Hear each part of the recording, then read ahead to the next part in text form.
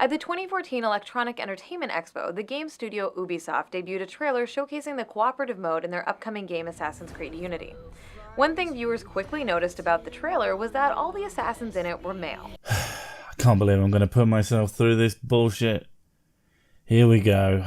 When questioned about why female characters weren't an option in this mode, the game's creative director said that although there were originally plans to allow for female assassins, the development team couldn't add them because it would require double the animations, double the voices, and double the visual assets. A stupid way to put it, but the point is clear. And I'm going to have to hammer this home throughout. They are making the thing. If they don't want to do something, or can't be asked, they don't have to. If you want to see games contain the things you want, go and fucking make them. It's not like you're making the videos you promised. Meanwhile, a level designer on the game stated that including female assassins would have meant recreating 8,000 animations on a new skeleton. Sounds like a right pain in the ass, that does. These comments led to an explosion of controversy and criticism on Twitter, with many people using the sarcastic hashtag #WomenAreTooHardToAnimate. Another gem from the catchy hashtag brigade. A number of experienced game developers joined the chorus of voices calling out the absurdity of Ubisoft's claims. Animator Jonathan Cooper, who had previously worked on Assassin's Creed 3 for Ubisoft, tweeted, "I would estimate this to be a day or two's work, not a replacement of 8,000 animations." He worked on Assassin's Creed 3, a game from the previous hardware generation, with significantly lower hardware resources available. There would be significantly less assets made. Unity was made for 8th gen hardware. And from the poor performance of that game overall, it's not hard to imagine that they were stretching out those resources as far as they could go.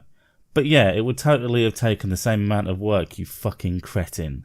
And Manveer Hare of BioWare summed up what Ubisoft was actually saying. "We don't really care to put the effort in to make a woman assassin." And that's the utmost heresy, isn't it, Anita? When other people don't have your standards, when other people don't want the things you want, that means they're terrible misogyny racists. Ubisoft's disregard for female character options didn't stop with Unity.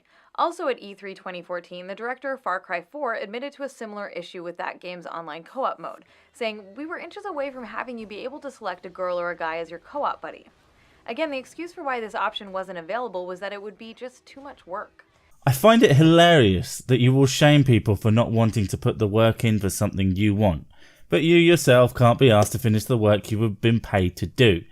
People in glass houses, Anita. And yet again, what they were really saying was that they just couldn't be bothered to do the work it would have taken to provide that option. And yet again, if they don't want to, they don't have to. Though it's worth pointing out that in the 2 years since this controversy, Ubisoft has made clear efforts to improve the representation of women in the core Assassin's Creed games, with the most recent entry, Assassin's Creed Syndicate, giving the option to play as Evie Fry through much of the campaign. It's just a shame that the only people who care don't actually seem to play games, do they, Anita? I'm not a fan of video games. I'm not a fan of video games. Of course, Ubisoft weren't and aren't the only ones with this apathetic attitude towards female inclusion. In fact, not doing the necessary work to include women has long been the norm in the video game industry. Miriam is Pac-Man, Red Outfit Gurmy, then Nadia and Irene Liu. Opera, Presses, and Lindis and Jenna, then come Cute Piranha and Mew. Tengar Kasumi, Cornet Lady, Bugmea, Hamtara, Elson Papri. And that's just a tiny part of a song that includes nowhere near all of them. But what the fuck would I expect from someone who knows next to nothing about games? The FIFA soccer series, which had its first entry in 1993, took over 20 years before finally introducing female teams. And there's actually a really simple explanation for that. Women's football isn't as popular as men's. And it's only in recent years that it's seen an uptake in viewership. So once people started paying attention to it, shockingly, people paid attention to it and put it in their games. Amazing. And it took 10 years for Call of Duty to introduce female soldiers into its competitive multiplayer, with 2013's Call of Duty Ghosts. Not that anyone will notice, with headgear and bullets flying everywhere. It'll be pretty much impossible to spot the difference anyway. It's no wonder that... The long-running Battlefield franchise, on the other hand, has still never allowed for playable female characters in its multiplayer modes. Cheers for helping me make my point. There's an important conversation to be had about the ways in which military shooters work to glorify violence. And it will mean just as little as your sexism spiel, as we've already proven that violent games don't make people violent. So what other chance that quote-unquote sexist games will make people sexist. But as long as we're going to have such games, it's actually better when they include female combatants in them. Why? What about having a particular type of person in a game will make the gameplay better? Nothing. That's why actual gamers don't care and would rather developers spent their time making the games they want to make instead of pandering to your sort for fear of being labelled as terrible human beings. Now you might be asking yourself, doesn't having female enemies in a game perpetuate violence against women? And that's a good and fair question. No, it's a fucking stupid question, but it's one that your cognitive dissonance has to ignore, while asking for one thing, such as more female representation, while also wanting another, less ability to cause female characters harm. But you will skirt past the inconvenient shit your own wacky logic brings up anyway, so why the fuck do I bother? When we refer to depictions of violence against women, we're generally discussing situations in which women are being attacked or victimized specifically because they are women, reinforcing a perception of women as victims.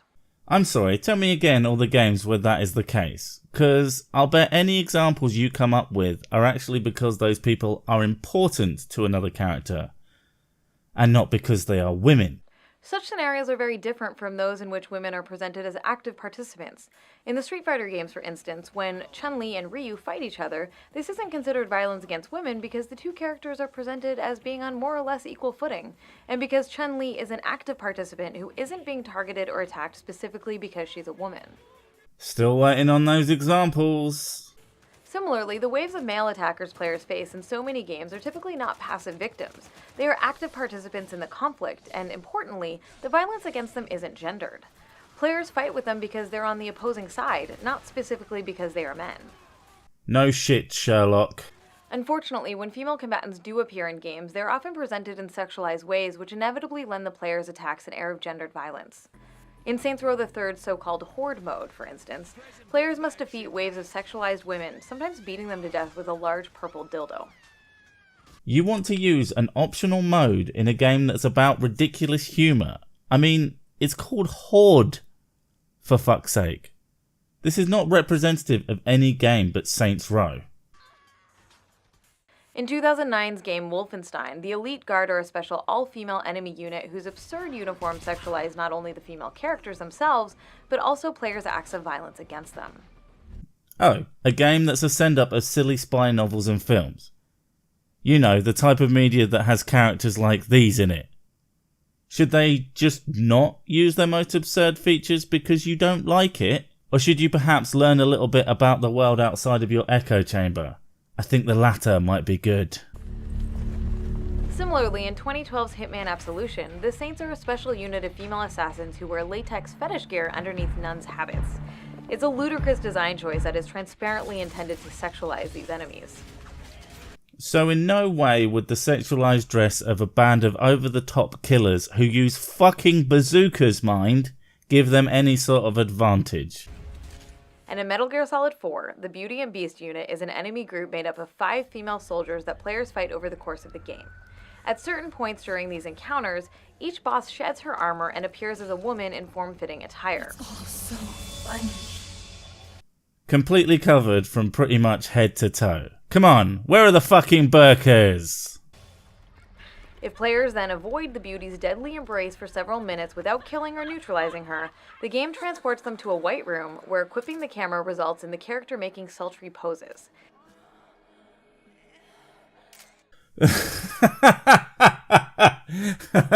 Oh, well, that's fucking hilarious. But here's the thing. I've played through that game a couple of times. I had no fucking idea you could do this. And I would bet the vast majority of players didn't either. So presenting this as something that is an important part of the game is just fucking dishonest. It's a silly Easter egg and nothing more. Funny how that doesn't happen with the male bosses in the game. But they are often topless. Whenever female combatants are dressed in sexualizing attire, it sets them noticeably apart from other enemy units. It's intended to make the player's encounters with them sexually titillating, and that's particularly troubling considering that those encounters often involve fighting and killing those characters. Anita showing her psychic powers, but no evidence that that is their intention. How very interesting. Violence against female characters should never be presented as sexy. The way for games to handle female combatants is not to present them as sexualized treats for the player. Rather, it's to present them simply as combatants who happen to be women fighting alongside their male counterparts on equal footing. You know, those women who look and dress like men to the point they're indistinguishable, so what's the fucking point? Let's make them all men. Save some of the budget for explosions. For all of its many, many problems. Stop pretending you know anything about games, Anita. One thing BioShock Infinite did right was to include non-sexualized female officers on Columbia's police force.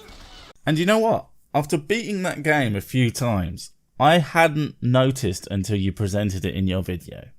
It didn't change how I played, it had no impact on the story, it was unimportant. My point is, if a studio wants to add something to a game, it should be up to them. And if it's not worth their time, as it often isn't, as only people who don't fucking play games seem to notice anyway, they probably shouldn't do it. And they certainly shouldn't be shamed into doing it because it's what some uppity critics want in a media they don't give a shit about. And in Assassin's Creed Syndicate, both the players' gang and the enemy gang have rank-and-file female members who fight alongside the men. Woot. Despite the presence of female combatants in games like these, there's still a tendency for game studios to treat female representation as some kind of extravagant goal, rather than simply treating it as standard in the same way they handle male representation. Because, you know, women love fighting in a good war. The excuse that I hear most often for the absence of female combatants in games is that players wouldn't believe it. Nah, they just don't care enough for it to matter. But games, even ones that draw on historical locations or events like the Assassin's Creed series, create their own worlds and set the tone for what we will or won't believe. To participate in the worlds games create, we happily accept time travel, superpowers, ancient alien civilizations, the ability to carry infinite items, the idea that eating a hot dog can instantly heal your wounds, and a million other fictions. You see, each and every one of those examples is something that directly affects gameplay. They are there to enhance the experience for the player, either giving them interesting mechanics or a way to heal that makes a certain kind of sense.